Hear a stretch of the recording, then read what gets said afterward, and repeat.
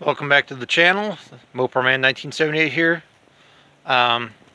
This is going to be a short video, not like a regular YouTube short, but anyway, update on a few things.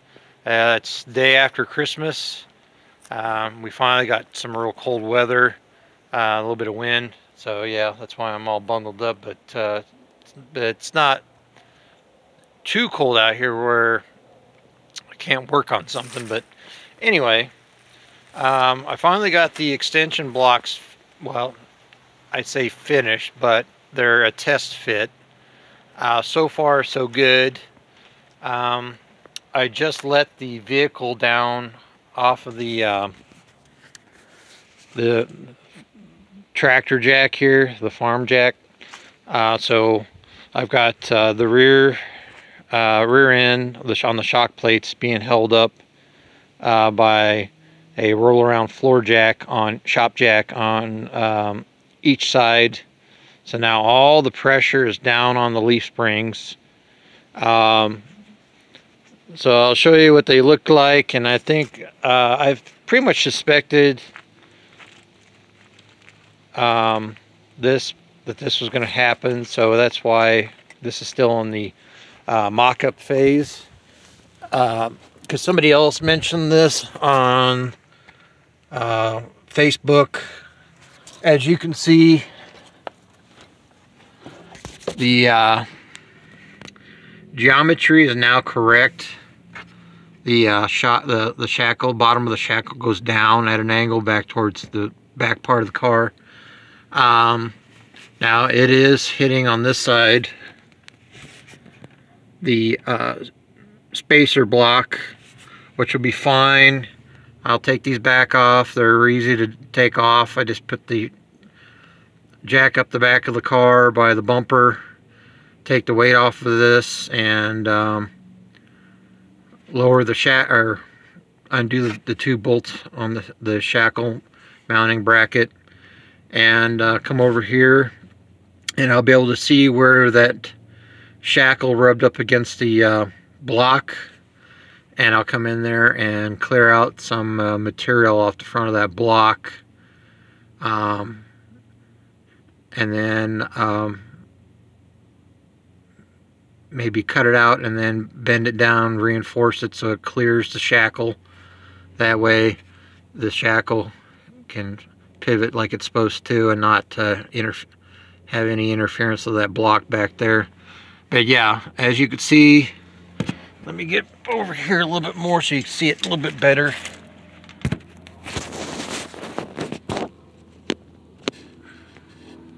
There you go. As you can see, it's reinforced all the way across. I welded all that stuff all the way through on the other side, drilled out the holes, and all 4 holes on the back side of this mounting block, extension block. And then what I did was, after I did my measurements, I used a contractor's paint pen and a Q-tip, and I went in there and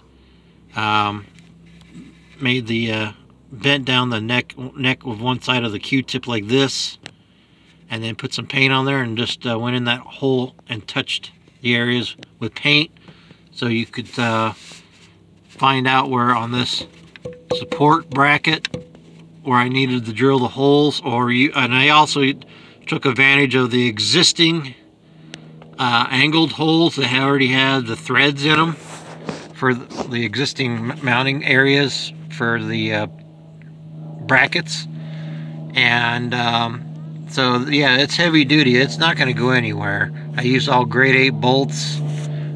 These holes up here are threaded, and what I did was screwed these existing bolts in through the bracket, through the threads in the new block, and then just to be on the safe side, I ran a washer, a lock nut, or a lock washer, a regular washer, a lock washer, and a nut, all grade 8. That way, in case these two here, this one here and one up top, there's no chance of it slowly backing out, even though you could torque these. And There we go. Ouch.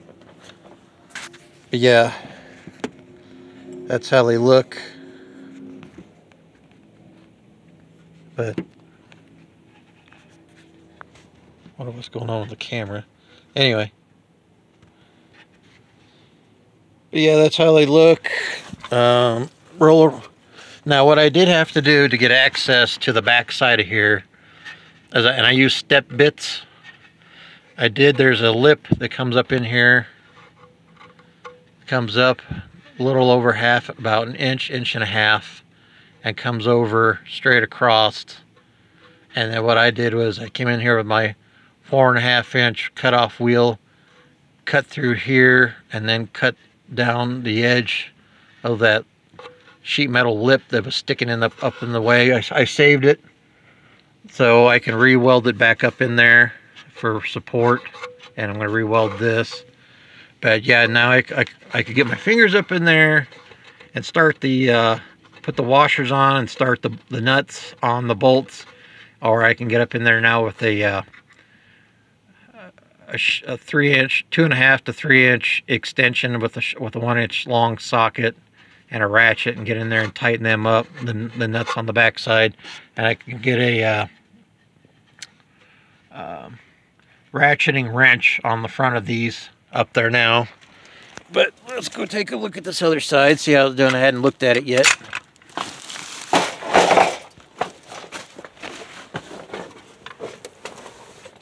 Yeah, as you can see, there's that piece of sheet metal that I just have to bend back over here, weld this seam up and weld that back up, and it'll be good to go.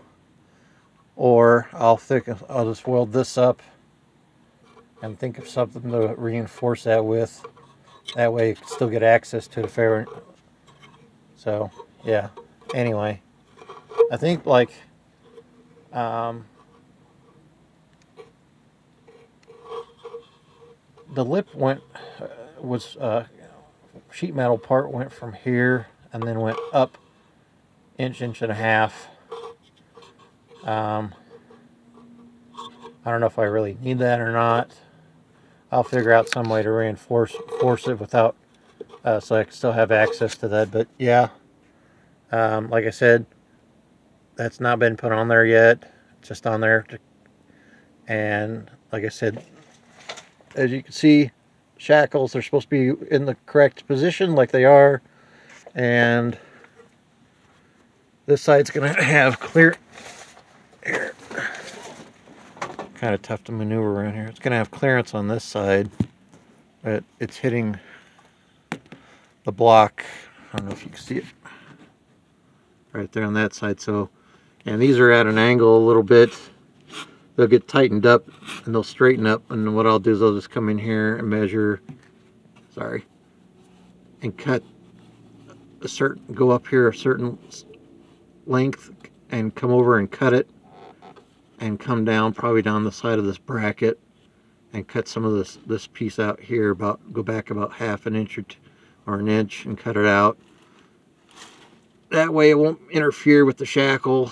And I think just in case the shackle wants to move a little bit further back if it hits a big dip or a pothole or something, that it still won't hit this. But yeah, they're in there. And it fixed the problem. And then next, once I get all this finally situated, and I get the tires put on, switched over to the other slotted mags I want to run on the back of this that I've been polishing up, we're going to find out after this modification if the top of the tire, the edge of the tire, is still rubbing against that inner lip of this. Some of this is missing.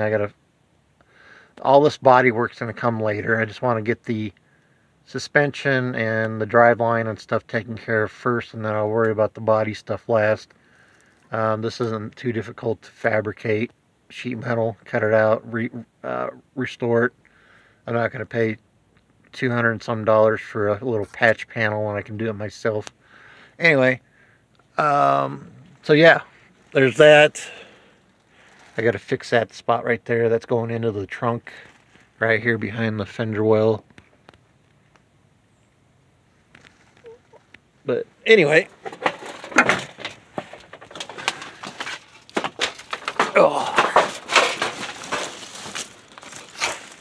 slowly but surely, and then I'll show you the last little update. Okay, here's the last little bit. Got the new tires, better quality tires, back on the truck. A few days before Christmas, and yeah, so there's them. Got them all cleaned up. While I had them off, I kind of repolished them a little bit, but got all the stuff taken care of with the carburetor and the new manual choke bracket, so that's all good to go. And the last item I wanted to show you is this piece right here. Just picked this up today. Hadn't heard back from the seller for about a week. He was waiting on a response from a possible buyer in the area. I found this on our local Facebook marketplace within my area, about 20-30 miles away. Got this pretty much dirt cheap, almost paid almost nothing for it. It's a Mopar A-Body small block engine mounting plate. Takes place of the, for those that don't know, takes the place of the motor mounts. And yeah, so I'm going to hold on to this just to be on the safe side. I did find out that the company that took over Schumacher is still making the motor mounts that I need for my Dart, but they went all the way up to $180 some now, plus shipping. I think Classic Industries is still offering some of the originals from Schumacher for like 160 some bucks.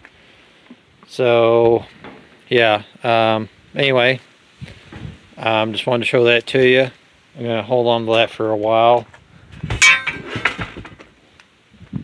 but yeah, so before too long we're gonna be getting this beast going. It needs a new computer. The computer box, the brains, needs to be reflashed.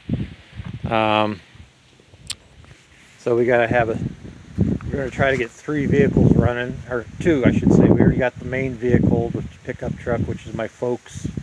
We're gonna get my mom's Jeep back running, and my trucks just need an insurance now, so I gotta wait on that a little bit. And then once we get the Jeep running, probably $160 some after that through O'Reilly's account to send the deal off. We're gonna probably gonna fidget with, unless it gets this way too cold and stuff like that. My dad's pickup, it needs the oil pump. I already took the oil pan off, so the oil pan's being held up by 2 bolts. We finally figured that out, that problem, a year and a half ago. We got to buy a gasket set for it. Like I said, fuel pump drive fuel pump shaft goes between the distributor and the oil pump, and it's going to need probably a couple of new or good used tires on the back. Those are severely weather check back tires, but anyway, yeah, so a little bit at a time. Eventually, at some point, maybe this spring or something, I'll start working on the boat when I can. But yeah, just odds and ends. But until then, until next time, stay tuned for more stuff.